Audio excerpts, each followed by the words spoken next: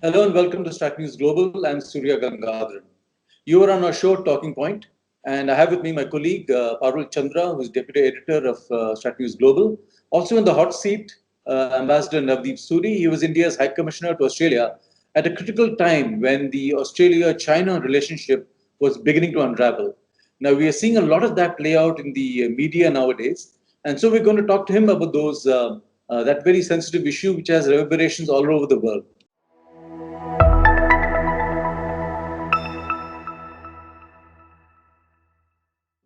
Ambassador Suri, thank you and welcome. Pleasure.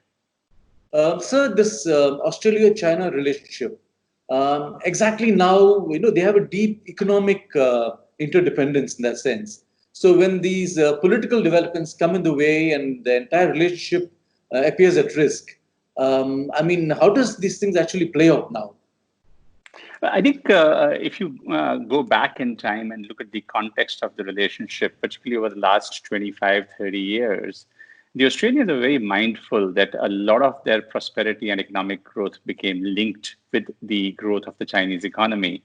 Australia used to take pride that until COVID-19 hit the country, they were the only OECD economy since 1991 that did not face any recession. And they managed to duck the Asian financial crisis. They managed to duck the Great Recession post the Lehman Brothers in 2008, 2009. And really were quite remarkable in the Western world for having had that continuous path of growth for almost 30 years. And that was predicated on the insatiable Chinese appetite for Australian resources, copper, lithium, steel, iron ore, etc., coal, and also the Chinese appetite for Australian universities, because students were coming in the tens of thousands, the tourism trade, and then the food products, the wine, the milk products, the meats, and so on. Australia was a big beneficiary of this. So during the last 7 or 8 years, you had these initial rumblings from the Australian security establishment saying, we think the Chinese are getting into new areas that are worrisome, and we need to keep a close watch. Maybe we need to take a step back. But always the business lobby and partly the politicians would step in and say, no, this is too important a relationship and don't mess with it. And I think that balance between the security guys who were genuinely worried and the business guys who were happily profiting from the relationship, that balance started to shift in favor of the security guys around 2015, 2016. And that's where the unraveling began. I think the first sort of reminder that things were amiss was the corruption scandal involving Senator Sam Dastyari, a rising star in the Australian Labor Party and a New South Wales politician of considerable promise. And he had to confess that he had not declared financial receipts from a Chinese billionaire who was linked to the Australian Communist Party. Then there was this other scandal of somebody actually giving $100,000 in a bag to the Australian Labor Party in New South Wales, again allegedly from the same Chinese Australian billionaire. And these were the initial alarm bells, but I could elaborate a few more as we go along in the conversation. You spoke about this huge economic links between Australia and China, despite which now the Australian Prime Minister Scott Morrison has been attacking the Chinese. He's been seeking a probe into the origins of the disease. Do you think the timing is right? Why has he chosen this moment to take on the Chinese, especially when they have such close economic ties? Well, as I said, the closeness has been there, but the distancing also. Maybe the China-Australia version of social distancing started about 4 or 5 years back, in fact, there was an important incident when Scott Morrison was the Treasury Secretary in Malcolm Turnbull's cabinet, and there was this two back-to-back cases that happened in 2015. The Northern Territories government infamously gave the Port of Darwin which is a critically, strategically important port, to Landbridge, which was a Chinese company linked to the PLA and the Communist Party for a 99-year lease.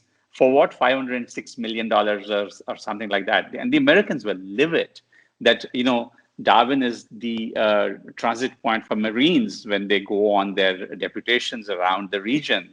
How could you do this? And do you realize that you've now given a listening post and a kind of a watch tower to the Chinese in a very critical part of the world?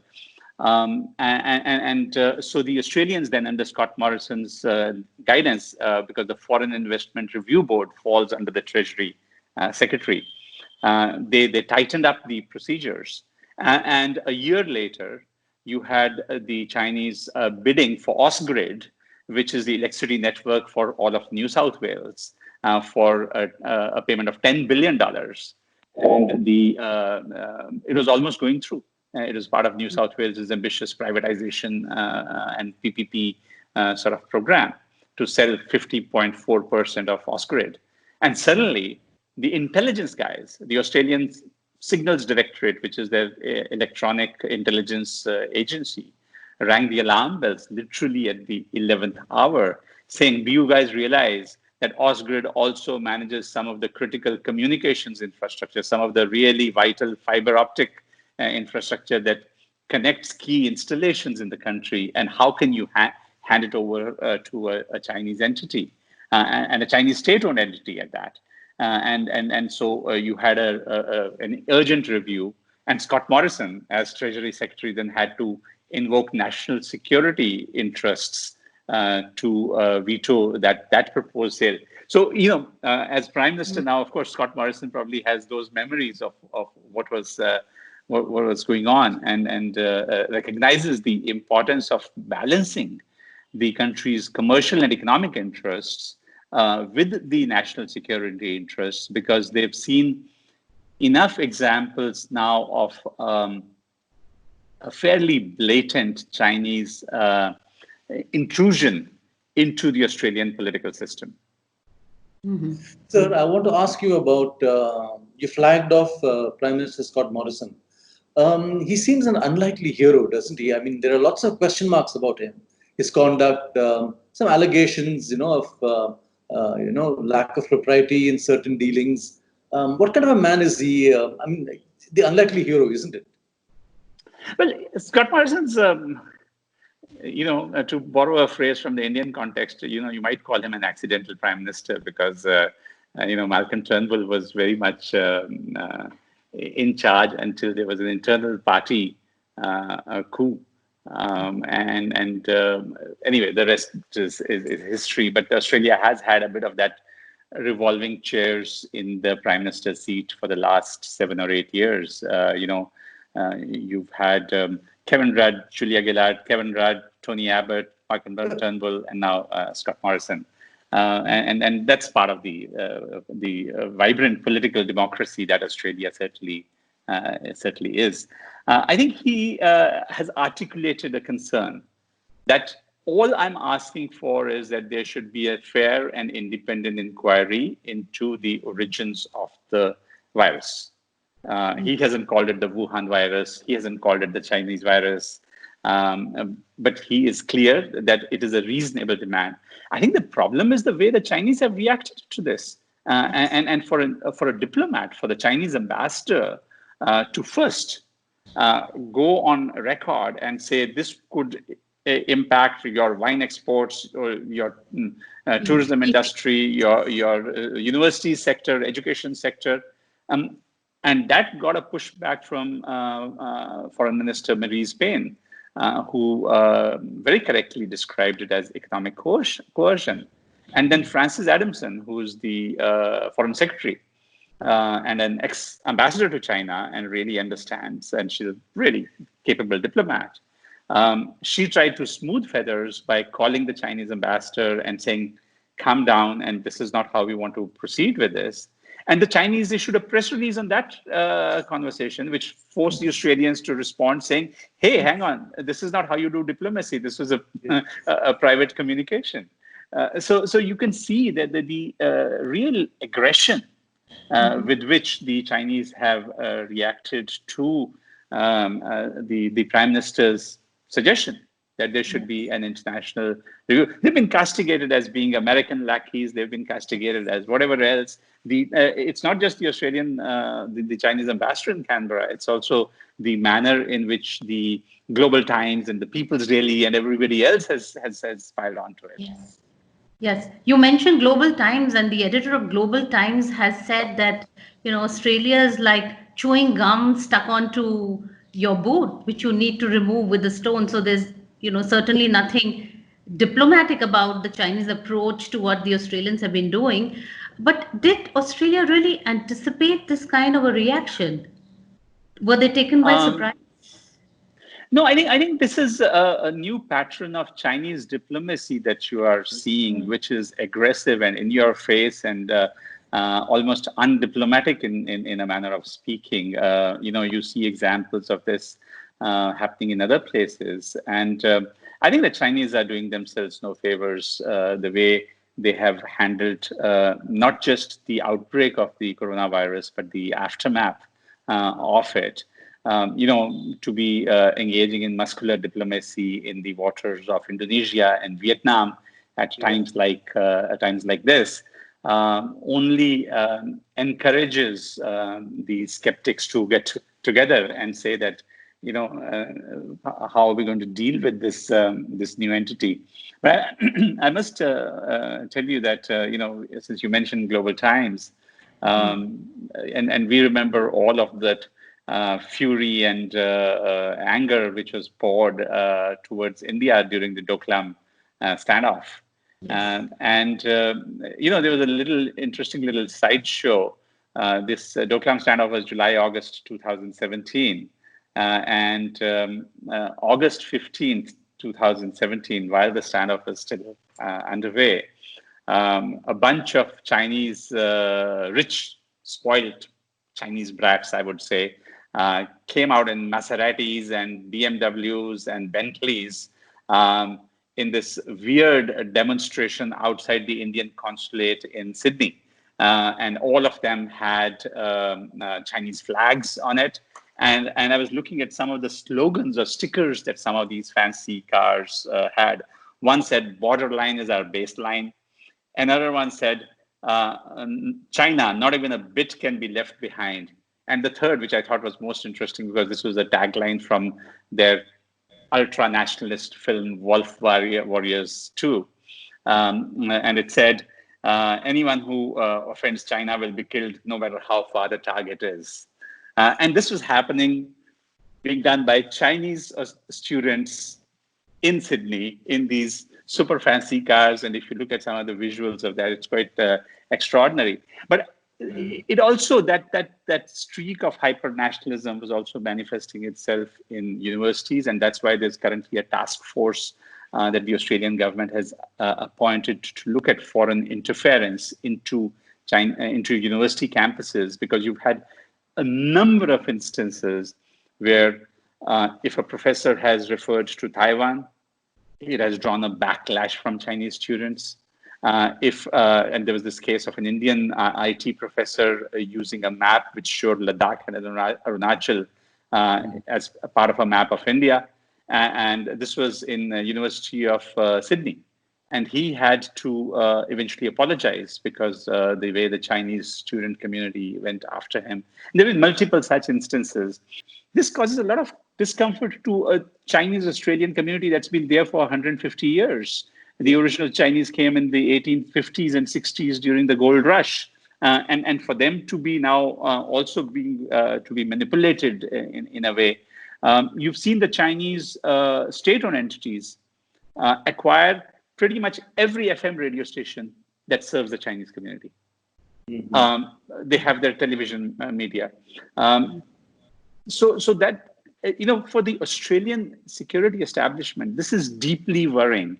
And Duncan Lewis, who until September last year was head of the Australian Security Intelligence Organization, ASIO, a very capable professional, He retired, I think, in September. And November, he gave this interview where he not only described the Chinese interventions as insidious through the community, but also asked the Chinese-Australian community to come forth and share with the intelligence the same manner in which the Muslim communities in Australia are sharing information about looming terrorist threats.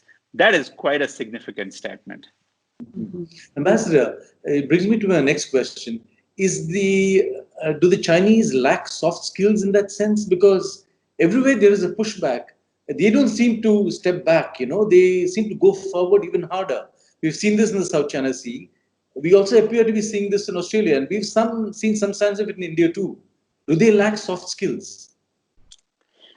I think in a very top-down hierarchical system, you've seen an abrupt switch in messaging techniques.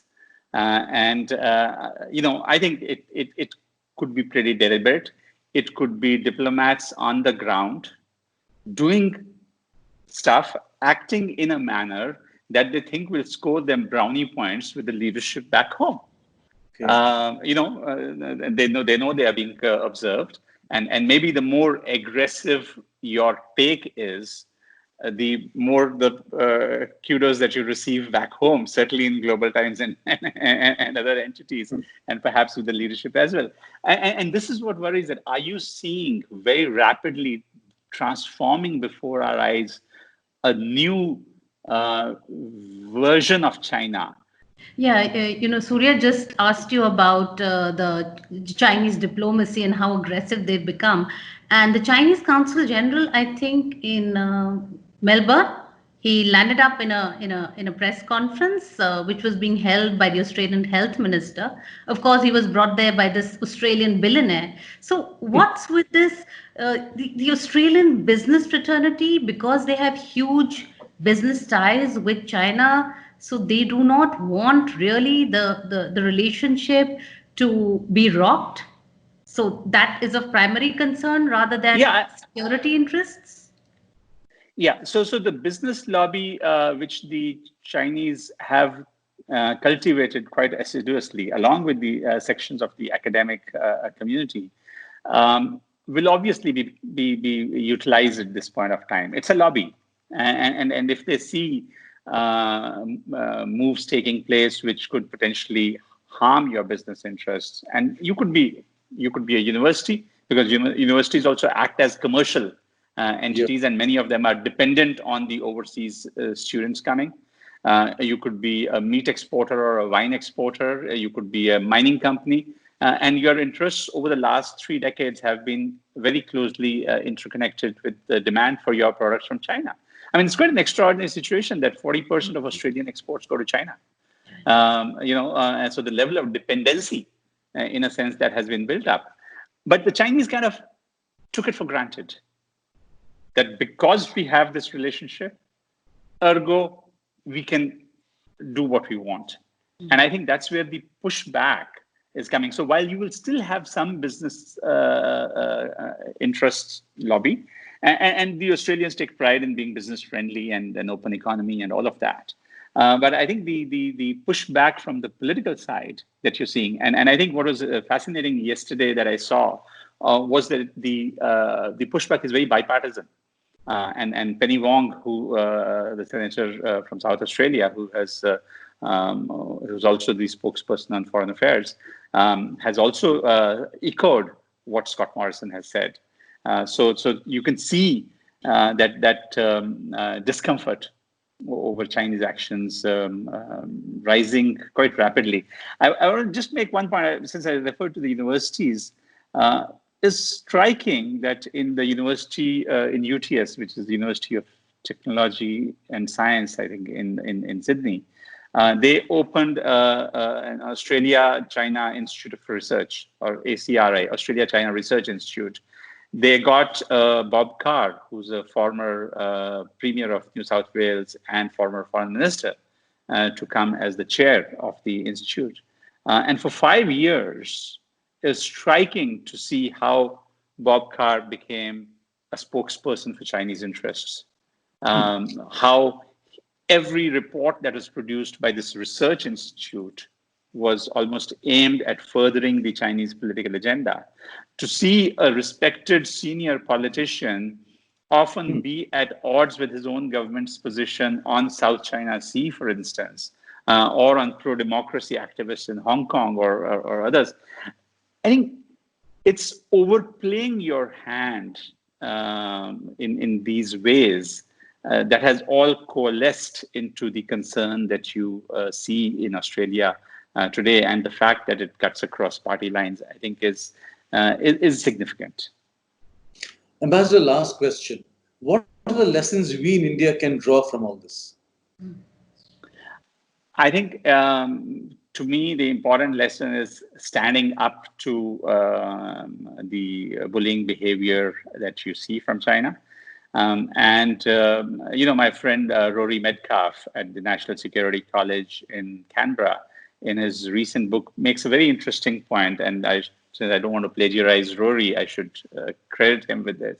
And he said, each time a rising power like India or a middle power, rising power like Australia, we may not be great powers at this stage, but each time one of us takes a stand, it's amazing that when we took the stand in Doklam, how other countries watched it very closely, that you need to stand up to China, and how then it brings countries like India or Australia or Japan, the position that Japan took on the islands, the position that Vietnam has taken on offshore petroleum rights, for example.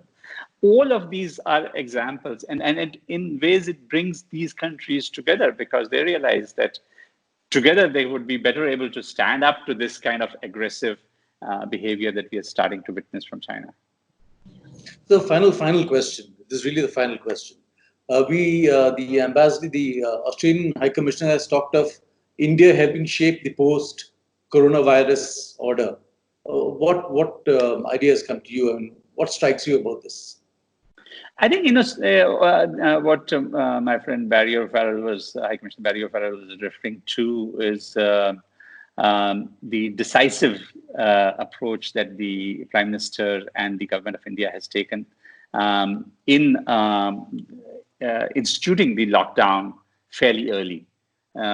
Even at a time when we had very relatively few cases, but we could see by the experience of other countries. But equally important, what the Australians watch is that a lockdown in a democratic federal country like India is different from a lockdown in China, in Wuhan, for example. Here, it is people abiding by something across the length and breadth of the country, and I think there's something that they see as inspirational, that we've been able to do it over this duration of time. But also, his comments in the NDC, I think, about the Indo-Pacific and about the need to work together comes from this very strong Australian conviction, I would say, that India is going to be crucial for their long-term strategic interests. They see the trajectory, they see the direction in which we are heading. They see India as a force of stability, as a contributor to maritime security in the commons. So it's something that they've given a lot of thought to. It's reflected in the excellent paper that former Foreign Secretary Peter Verghese did. And so it's been argued previously in their white paper and so on. So they've been consistent in this approach, and I was delighted to see High Commissioner Barry O'Farrell articulate that at the NDC address. On that note, thank you, Mr. Suri, for talking to StratNews Global. A pleasure. Thank you. Thank you.